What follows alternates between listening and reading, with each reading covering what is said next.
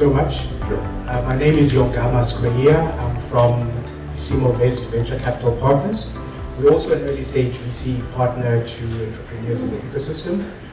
We are Pan-African focused, but up to now we've largely focused on Southern Africa, except for one investment that we've done in the US. We look at really early stage VC in the classical term. So we look at pre-seed, seed, and possibly Series A. Fund size is 25 million USD, so around 400 million rands. And we are sector agnostic. There we go. No, it's all good. It's all good. Sector agnostic.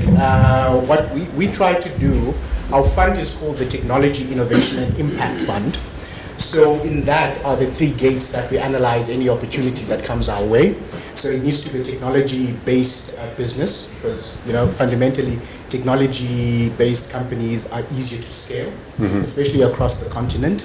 Then it needs to be an innovation that has a unique selling proposition or a moat that makes it competitive in the market. And that becomes our second gate. And our third is impact. Okay. And we were discussing just now what impact is. And we judge it from a perspective of how does it allow communities to have either access to something and improved life because of it.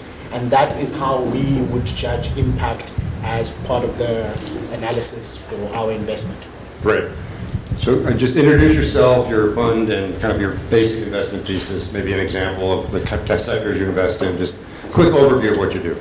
Okay, so I'm Oyama Bafo. I run a venture capital fund called Penrose Capital. So Penrose Capital originated from me coming home and starting call it a family office. And my father told me that whatever funds you can raise, he'll match that. And so I had to go prove my abilities in terms of convincing other people and having conversations. So the foundation of actually having a network and people that you can reach out to was what enabled me to actually begin my journey. My basic investment thesis is that I want Africa to be an exporter of innovation. And Penrose Capital is meant to be based in the Eastern Cape, and that's meant to be my strategic advantage and stuff. So our investment thesis is that we do the 5 T's. So we care about the team, humans. At the end of the day, you partner with people, and as a venture capitalist, you're actually there for the long term because it's a very illiquid market, and so when you join and be part of it, it really matters. So even as an example, during this COVID pandemic and stuff, a lot of the founders that we backed went through very difficult mental health struggles and stuff. And so being supportive emotionally more than being supportive financially actually ends up being the key to unlocking value. Founders at the end of the day, they are scared, they give up their lives to actually start ventures. And so supporting them financially, supporting them emotionally, and being a partner more than just giving out capital. The other T is technology. So the actual technology matters. What we care about within the technology sector is inclusivity. So that's my main investment thesis in terms of care about technology that helps democratize the access to finance, the access to other resources within the nation. Yeah, so that's our main investment thesis. Great, thanks. So you said something, when you talk about supporting founders, I want to ask all of you sort of, what are sort of the intangibles that make a good venture capitalist in terms of supporting your portfolio companies? When you want to start? Sure. I think whether it's MSME and I think Lunga brought up, I think we brought up a triangle, whether it is and a lot of access to clients. So for us, it's really about opening doors, especially at a start where you're just post proof of concept. You have had a few clients. you are making a few $1,000s to hopefully $10,000 to $25,000 MR. That's kind of where we come in, and that is when you really want to go to market, and it's and we like B2B or B2B2C models, and so the founders Zach and Jeanette, they have very good connections with the big banks, the insurers, and I think a lot of you here knows that that is a good way to get to the fermented market. So we open doors. And we have advisors, as I mentioned, we have 286 advisors globally, LPs globally, and a lot of them are venture builders themselves, and they will come in as advisors, bring whether it is local or global perspective. So I think that is probably a big part of our value add from Launch Africa perspective. Okay. Anything to add to that? So we define ourselves as actually venture builders more than venture capital. Our team is largely made up of previous operators. So we've built businesses over the past 15 to 20 years, and we support our entrepreneurs through 3 forms of capital that we define for them. First one, financial. Everyone does that, gives you money. Second being sweat capital. We are able to come into your business and actually help you structure, strategize, and push on with you. I know our other general partner is now an acting COO at one of our portfolio companies until they have capacity to hire a COO. We also, the third form of capital is social capital, opening doors for our entrepreneurs and their businesses to either access corporates, clients that we have networks in, and therefore hopefully creating greater value for them and consequently ourselves, because we're in the game of growing their businesses so we can exit and give back capital to our limited partners. So, Must I? no, please. Sorry about that. So with us and stuff, for me, joining the cap table was like something very different. I remember one of the investments that we made, when you had a profile of all the investors, it was all these experienced guys that have been in the venture game for quite a while, that come from investment banking, and I was always the youngest guy in the whole profile. And it left me like quite apprehensive and doubting myself. And so one day I had a conversation with the one founder, and I'm like, what value add can I bring? And he's like, there are all these other investors and you. So you come with a fresh perspective, you come with a different methodology of thinking in terms of how to connect with the younger market and your understanding. And, sorry, yeah. Okay. So I want to ask a question about sort of what is the most important thing when you're making a decision to invest in a company. And so I'm thinking of 3 components. I'm sure there are many others, but there's the product or the service that's being built. There's the sector that it's approaching, and then there's the founder himself or herself. Which is the most important? The last one. Would we all agree with that? So you invest in people versus ideas versus sectors. Sorry. Do you want me to? You can take Expand on this. that. That'd be great. Yeah. So essentially, as you can see even now, there are cycles to business sectors. And you can't determine when a cycle will reach its peak and when it will reach its bottom. The one thing that you can bet on is the human.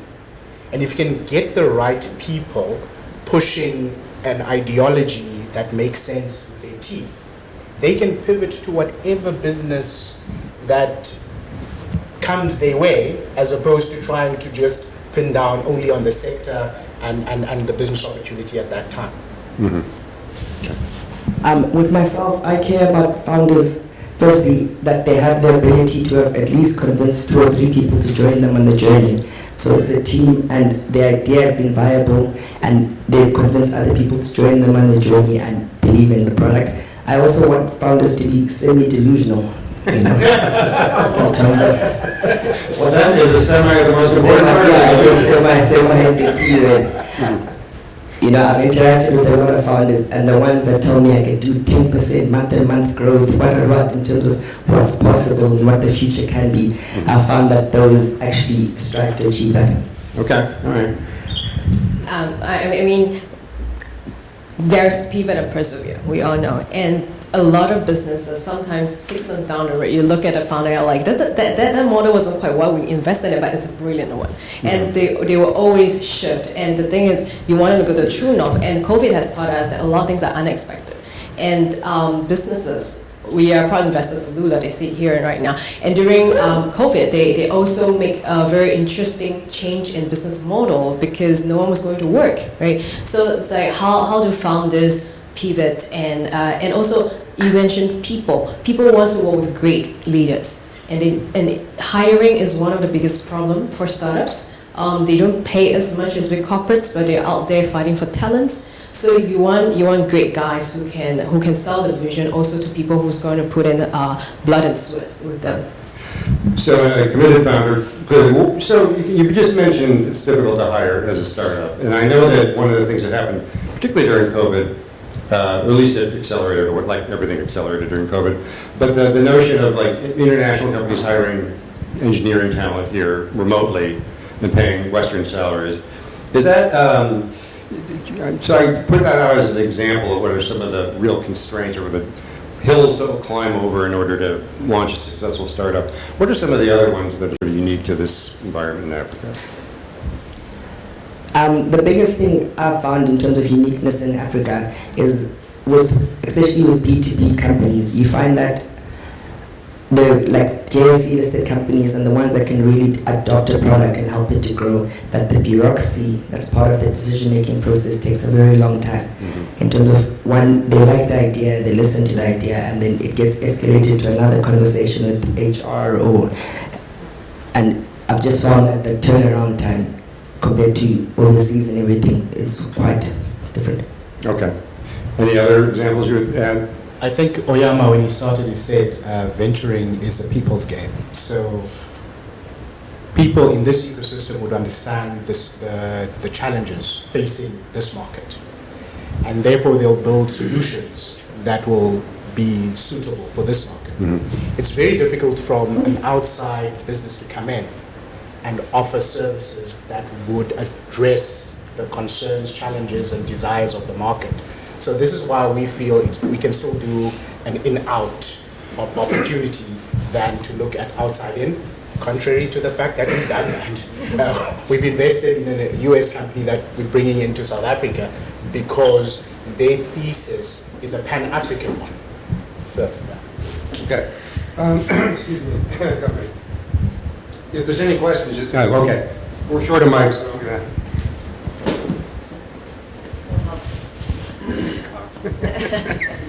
How many of your, or what percentage of your fund is supporting women-owned businesses out there?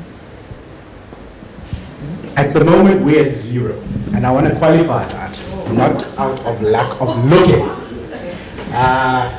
We are chatting to one, yeah, she's the only one in that sector, so maybe I shouldn't say. We are speaking to a company that does really good work in order to invest in them. But we found that across the board, we struggle to find or to, because it's a profile thing, you know, we get referrals, people tell other people about us. So no one or few people are referring female entrepreneurs to us.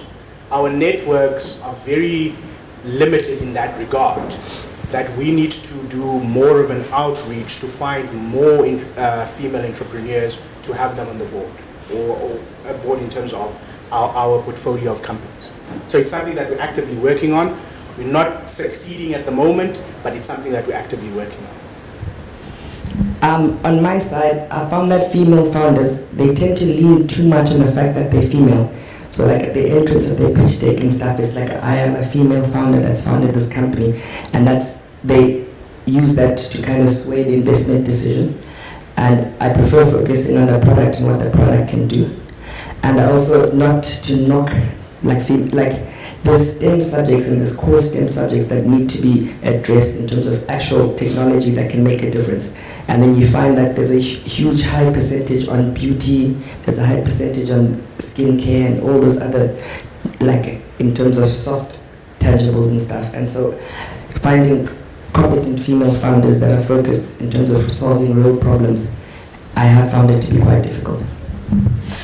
I think we are quite proud to have, if I got my statistics correct, I think we have 30 to 40 out of the 104 companies that have female founders or co-founders, or their team has someone, one of their key teams has females on it. As a female, I do think that they do bring a lot of diversity to the team.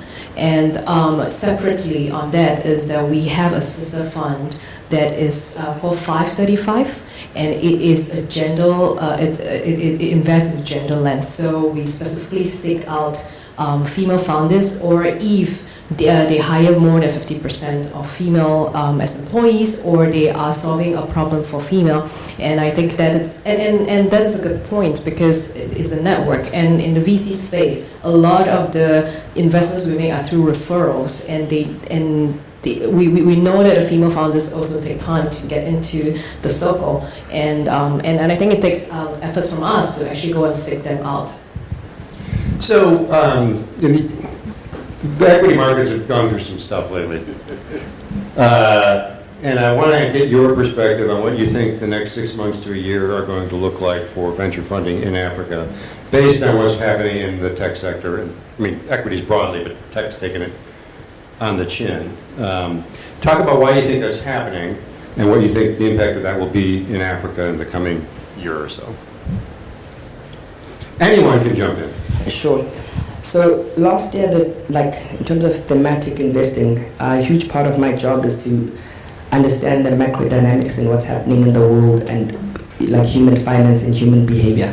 So last year, the main theme was like inflation is coming, but it didn't actually pass through the inflation within the environment, because the jobs and job wages weren't affecting. You didn't have the same labor market constraints. Yeah, they didn't have the same labor market constraints, and they were getting adopted to jobs that were pre-existing and that were needed. And so there wasn't the same wage pressure, and you found that a lot of investments happened in the tech sector. A huge part of the reason why the investments happened in the tech sector, you have to think of it as a graph, in terms of risk reward. And when interest rates are at the 0% line, and equities are getting some sort of return in terms of allocation shifts towards equity markets and stuff. And now, because of Ukraine war has been one of the triggers, you find that the global risk and the global risk environment is upped, and so interest rates have upped globally. If you look and you think of the Ukraine war, Russia actually only makes up 2% of the GDP, global GDP in the country, in the world. But it's number 2 in terms of how much it exports coal. It's number 5 in terms of its oil and oil contributions. So the real economic effects are there. There's been a huge shift from the financial economy to the real economy, and in terms of resource allocation. And so the yield curve is kind of stabilized and going down, and everyone is wary of the allocation. So when interest rates go up, it's a pricing mechanism, the price goes down. And when you have, in terms of returns that are scaled towards the back end, because when you invest in tech and high growth companies, you kind of look to lose money but make money in terms of 3 to 4 years and 5 years out. But those 5 years timelines and stuff are much more sensitive to interest rate fluctuations. And so you find that that's why tech has gone down. But within the venture capital space, what's very comforting is that a lot of funding and financing was raised last year.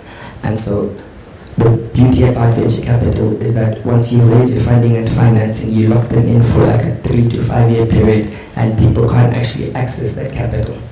So the actual pre-existing environment, I still find it to be positive. Okay, I'd love to hear from the rest of you on that.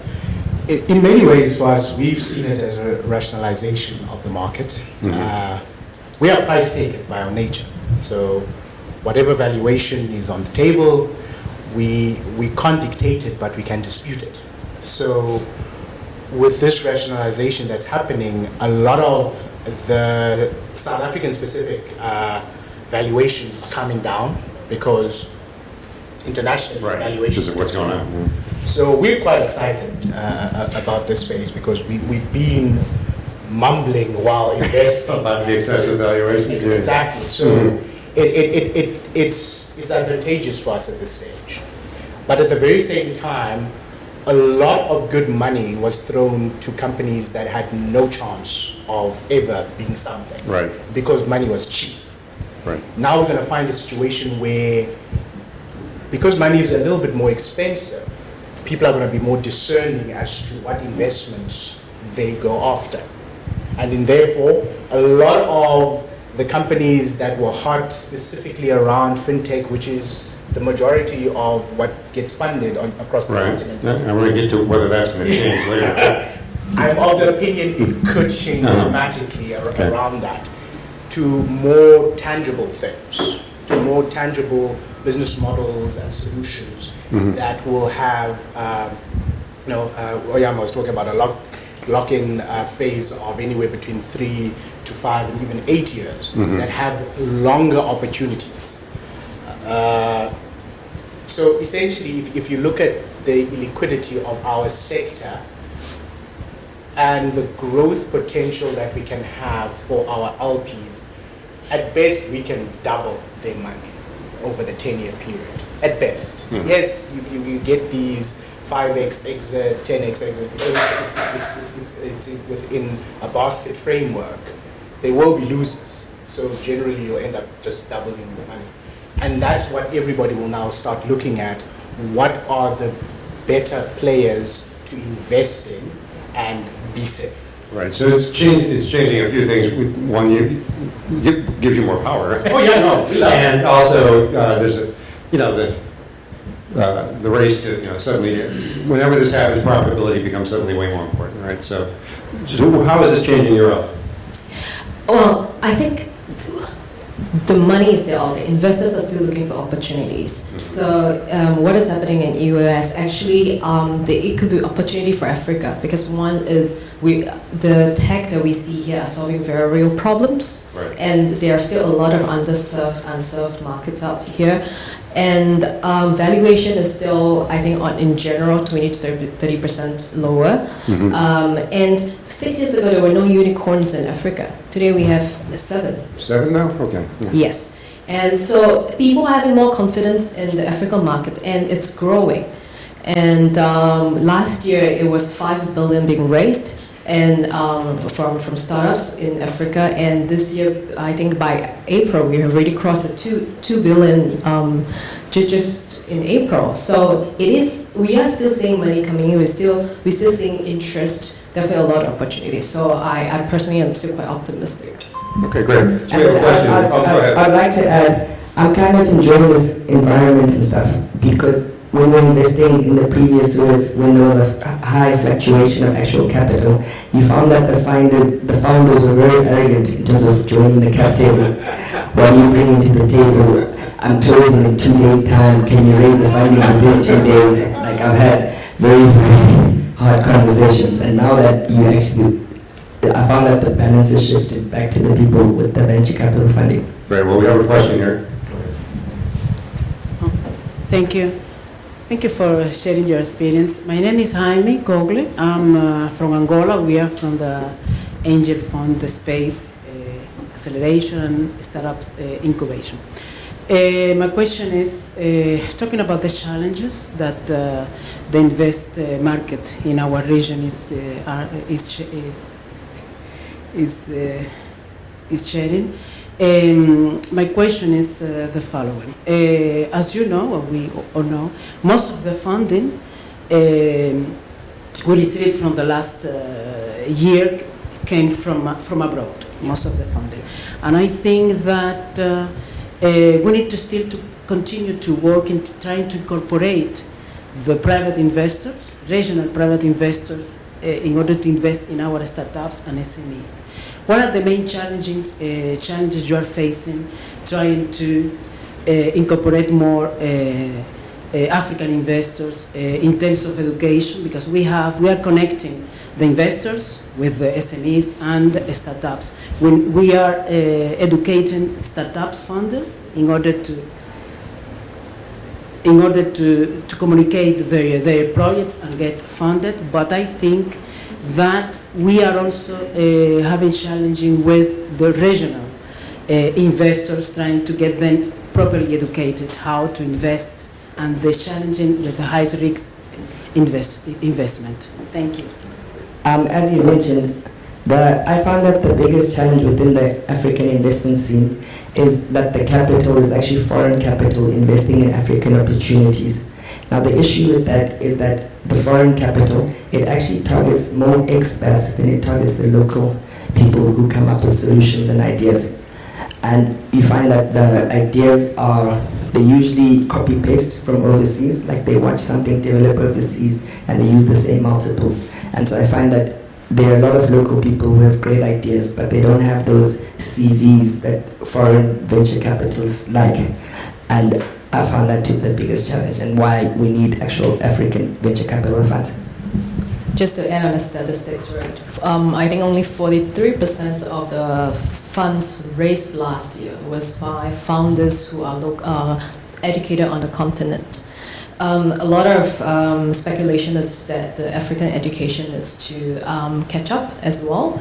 But again, statistics, 55% I think came from abroad. And I think that is also familiarity. Investors like familiarity. Yeah. And so even trying to move local investors, a lot of local investors, I think they also invest regionally. They invest in, a lot of them are business owners themselves, so they also invest in companies or sectors that they're familiar with. So as opposed to also placing money in the hands of us, for example, but a lot are, and I think we have started seeing very positive cycle where founders who have made money in their first or second startups are plowing money back. So like the co-founder of Andela, he started Future Africa. And or a lot of them are angel investors. A lot of them are all over the cap tables of the next generation of startups, and they bring on more than just capital. They bring it. They know they are from the continent. They know the problems. They know the problems of African startups founders, and they are opening doors and bring more than capital. But the other thing is, as you mentioned, is asset allocation. It's the latency effect, because just overall in terms of allocation of wealth, diversification across equity, bonds, alternatives, and within alternatives you have venture capital and early stage. And it's just going to take a while for investors here and wealth managers, institutional asset managers to help clients, make these allocations. I'll be 3 seconds. Go ahead. Cool. So if you look at the South African ecosystem as a whole, venture capital as an asset class is still very new. Private equity has a 15-year head start on venture capital. And you look at the biggest holder of capital on the continent, which is the PIC. The PIC does not have a department or people who focus on venture capital as an asset class for them to deploy money into. And therefore, it never counts, because there's no one to evaluate whether our theses make sense or not. And the trickle effect on that is that there is no venturing in the ecosystem, because there's no understanding from the fund of funds and the institutional investors of the asset class as a whole.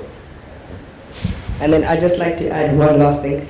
You find that within the African context and how government have structured themselves is that they set up a lot of these incubators and these incubation vehicles, but within the incubation vehicles, what they really care about is your business idea. Do you have a business plan? They want to add your network and stuff. And I've chilled with a lot of founders that like, I don't need advice, I just need money, man. I really feel terrible, but we have to end it right here because we have to move on. This has been a great panel, and we're really looking forward to our next session. But please join me in thanking our panelists. You guys are going to stick around for